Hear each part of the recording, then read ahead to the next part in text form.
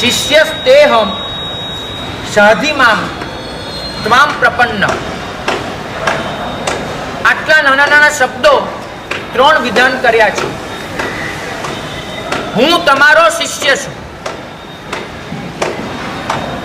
સાધિમામ, મારા પર અનુશાસન કરજો. અને અનુશાસન કરતી વખતે ડર નહીં રાખતા. ખોટું લાગી જવાનો, માથું લાગી જવાનો, દૂર થઈ જવાનો ડર ન રાખતા. કેમ? તો કે ત્વામ પ્રપન્ન, તમને સંપૂર્ણપણે સમર્પિત થયેલો છે. મારે ભગવંતને એ જ કહેવું છે, સાહેબ ઘણી પદવી તો આપી, આ લોકોને એ જ કહેવું છે, સાહેબ જોબ તો કરાવ્યા અને અહીં સુધી પહોંચાડ્યો, પણ એટલો ભરોસો રાખજો.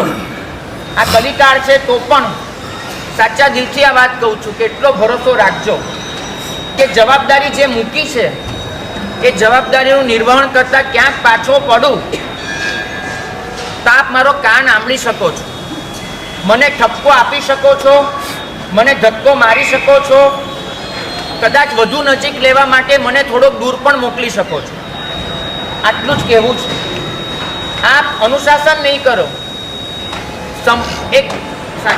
એક લાકડું, એમાંથી બનેલી નાણ તમે જુઓ છો, પણ કોતરકામ તો કરવું જ પડશે.